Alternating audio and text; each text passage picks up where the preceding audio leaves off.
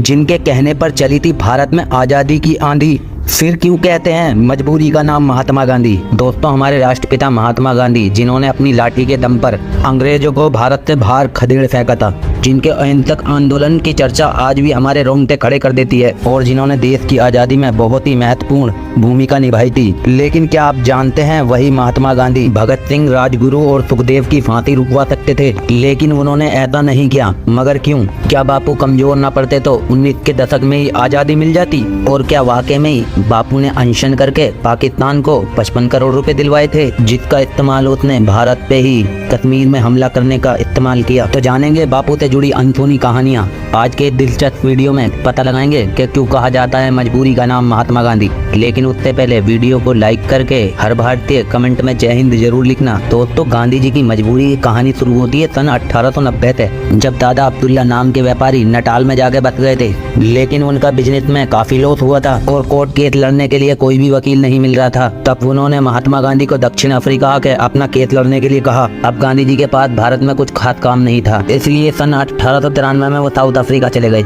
इस दौरान जब वो ट्रेन का सफर कर रहे थे तो उन पर फर्स्ट क्लास की टिकट थी। उस वक्त फर्स्ट क्लास में सिर्फ गोरे लोगों को ही बैठने की परमिशन थी, इसलिए टीसी ने गांधी जी को अपमानित करते हुए थर्ड क्लास कंपार्टमेंट में जाने के लिए कहा। लेकिन गांधी जी अपनी जिद पर अड़े रहे, मेरे पास तो फर्स्ट क्लास की टिकट है। तो सुनकर ट्रेन में सवार अंग्रेजों को गुस्सा आ गया और उन्होंने उनकी अगले स्टेशन पर पिटाई करते हुए कंपार्टमेंट से बाहर फेंक दिया। उन्हें काफी बुरा लगा, लेकिन उन्होंने उस अपमान को चुपचाप से सह लिया। फिर जब वो दादा अब्दुल्ला का केस लड़ने कोर्ट में पहुंचे तो जज ने उनके पहनावे को देखकर अपमानित किया कि तुम अपनी पगड़ी उतार दो वरना कोर्ट से बाहर निकल जाओ। गांधी जी ने इस अपमान को भी सहा, लेकिन कुछ नहीं बोले, क्योंकि एक तो उनके दक्षिण अफ्रीका में गुजारा करने के लिए पैसे नहीं थे और दूसरा उन्होंने दादा अब्दुल्ला को 1 साल काम करने का वचन दे दिया था। अब ये गांधी जी की मजबूरी थी या सेहनत थी, इस बारे में हमें कमेंट बॉक्स में जरूर बताइए। खैर, उन्होंने अगले 1 साल साउथ अफ्रीका में भारतीयों अश्वेतियों के हो रहे अत्याचार को बहुत करीबी से देखा और सन 1894 में और उन्होंने अंग्रेज सरकार के सामने मोर्चा खोल दिया। नटाल इंडियन कांग्रेस के नाम के साथ संगठन की स्थापना की, जिसका उद्देश्य भारतीयों और अश्वेतियों को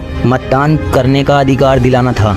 जिसके बाद सन 1996 में पहला सत्याग्रह किया और 7 सालों तक चले इस सत्याग्रह ने उन्हें भारतीयों और अश्वेतियों को कई हक दिलवाए। इसी बीच कांग्रेस के वरिष्ठ नेता गोपाल कृष्ण गोखले गांधी जी को भारत आके ब्रिटिश के खिलाफ लड़ाई लड़ने का आमंत्रण किया। इसके लिए उन्होंने एक पत्र भी लिखा था और सन 1915 में गांधी जी भारत वापस आ गए और यहाँ उन्होंने अंग्रेजों के खिलाफ अहिंसक आंदोलन शुरू किए। यहीं से जुड़ी होती है गांधी जी की मजबूरी की दूसरी कहानी। दरअसल गांधी जी की विचारधारा से शुरुआत में देश के करोड़ों लोग प्रभावित थे, जिनमें वीर भगत सिंह का नाम भी शामिल था।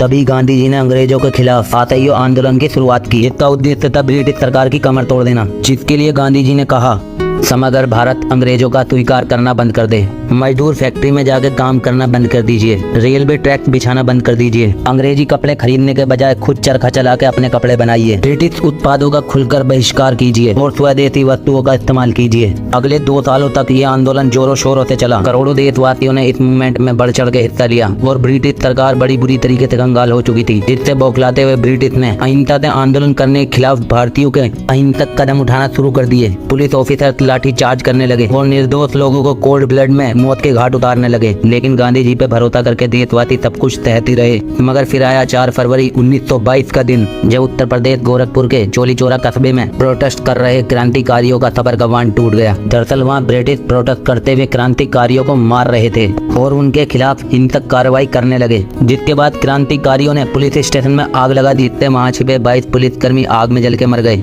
अब भले ही वो ब्रिटिश सरकार के लिए काम करते थे, लेकिन असल में वो सब भारतीय ही थे, जिससे गांधी जी को बड़ा झटका लगा और उसके बाद से वो परेशान रहने लगे। जिसके बाद उन्होंने कहते हुए असहयोग आंदोलन पर रोक लगा दी। अगर किसी ने आपकी आंख फोड़ी और तुम उनकी आंख फोड़ोगे तो पूरी दुनिया अंधी हो जाएगी। अब ये कदम उठाना जरूरी था, या फिर गांधी जी एक बात पर मजबूर हो गए थे?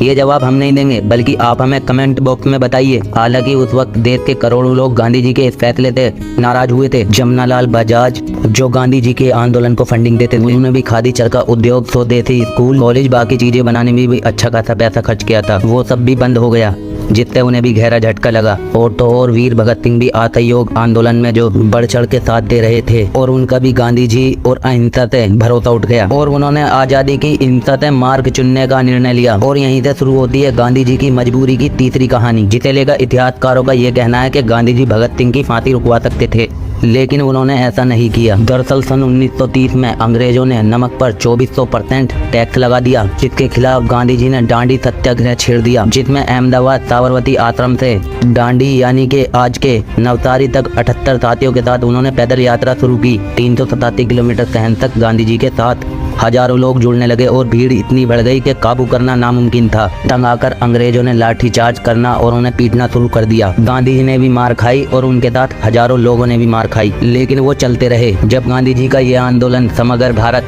उसके डर से वायसराय लॉर्ड अरविंद ने गांधी जी के साथ 60,000 भारतीयों को गिरफ्तार करवा दिया। हालांकि वो गांधी जी को जेल में ज्यादा समय तक नहीं रख सकते थे, इसलिए उन्होंने गांधी इरविन पार्ट बनाने का फैसला किया। इस इरविन पार्ट की वजह से भगत सिंह और उनके साथियों को फांसी हुई थी, मगर कैसे, ये जानने के लिए हमें समझना होगा गांधी जी और इरविन समझौता क्या था। इस समझौते में गांधी जी ने ब्रिटिश इरविन से ये कहा था, जो भारतीय ब्रिटिश हुकूमत के साथ आंदोलन कर रहे हैं वो ना ही तो आपके खिलाफ लाठी उठा रहे हैं, ना ही हाथ, बस आपकी बात उठाकर आप तक आवाज पहुंचा रहे हैं, तो आप उन्हें गिरफ्तार मत कीजिए। और दांडी सत्याग्रह में भी जिन अहिंसक फ्रीडम फाइटर गिरफ्तार किया गया उन्हें छोड़ दीजिए। वायसराय अरविंद ने कहा, ठीक है, लेकिन मैं भगत सिंह, सुखदेव, राजगुरु का क्या करूं? इन्होंने तो ऑफिसर जेपी सॉन्डर्स की हत्या की है।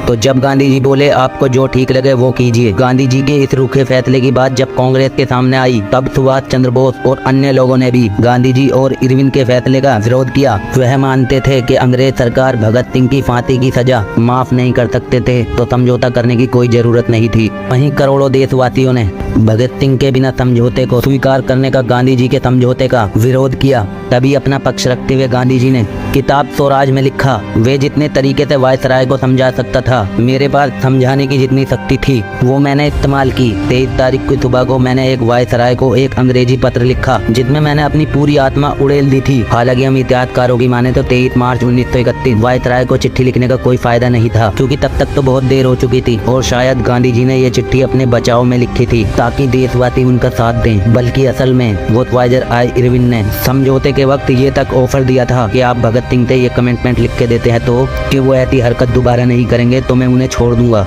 या फिर सजा तो कम करवा ही दूंगा। लेकिन गांधी जी ने कहा, मुझे नहीं पता वो भविष्य में बदलेंगे या नहीं, इसलिए मैं उनका साथ नहीं दूंगा और मैं उनकी जिम्मेदारी नहीं लूंगा। ऐसे में कहीं ना कहीं भगत सिंह की फांसी के पीछे की वजह गांधी इरविन समझौते को भी माना जाता है। हालांकि ये कहना गलत नहीं होगा, गांधी जी के कहने पर वीर भगत सिंह अंग्रेजों के सामने बिल्कुल नहीं झुकते, क्योंकि खुद उन्होंने अपनी माफी की अर्जी देने के लिए साफ इनकार कर दिया था। और तब उनके पिता ने ये अर्जी लगाई तो उन्होंने बहुत कड़े शब्दों में लिखकर इसका जवाब दिया।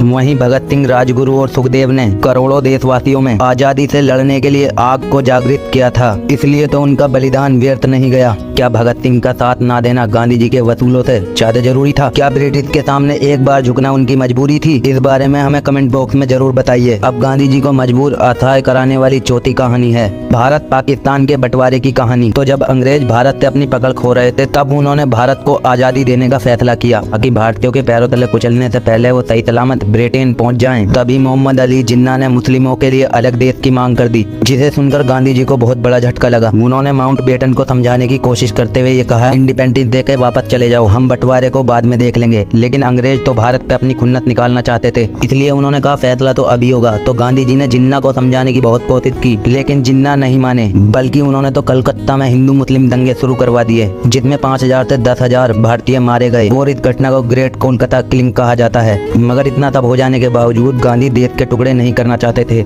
इसलिए उन्होंने जवाहरलाल नेहरू और सरदार पटेल से कहा बंटवारा मत होने दो, बल्कि हम जिन्ना को अखंड भारत का प्रधानमंत्री बना देते हैं। लेकिन नेहरू पटेल दोनों इसके खिलाफ थे, क्योंकि जिन्ना अगर प्रधानमंत्री बनते तो बाकी जातियों का वो जीना हराम कर देते। इसलिए पंडित नेहरू और सरदार पटेल को एक गुलामी से आजाद होकर दूसरी गुलामी में बिल्कुल मन नहीं था। तभी गांधी अपनी पार्टी के कांग्रेस नेताओं को मनाने के लिए कई बार अनशन पे बैठ गए थे, क्योंकि इस बार नेहरू जिद पे अड़े रहे और माउंटबेटन देश का बंटवारा करने में कामयाब हो गए। यहाँ गांधी जी की लीडरशिप कमजोर होती रही। खैर, इस बंटवारे को लेकर के ये बात कही जाती है कि भारत और पाकिस्तान के बीच जमीन का बंटवारा ही नहीं हुआ, बल्कि संसाधनों का भी बंटवारा हुआ था। इसी वजह से बड़ा देश होने के कारण भारत पाकिस्तान को 75 करोड़ रुपए देगा। ये समझौता भारत पाकिस्तान की सरकारों के बीच हुआ था। भारत ने पाकिस्तान को 20 करोड़ की पहली किस्त भी दे दी थी, लेकिन पाकिस्तान ने तभी कश्मीर पर हमला कर दिया, इसलिए पाकिस्तान को दूसरी दी जाने वाली किस्त भारत सरकार ने रोक दी। लेकिन माउंटबेटन भारत पे पाकिस्तान को दूसरी किस्त देने के लिए दबाव डाल रहे थे। तभी गांधी जी ने पाकिस्तान को 55 करोड़ रुपए देने के लिए अनशन कर दिया। इसी वजह से भारत ने पाकिस्तान को पैसे दिए थे। हालांकि कुछ इतिहासकार कहते हैं कि गांधी जी उस वक्त सिर्फ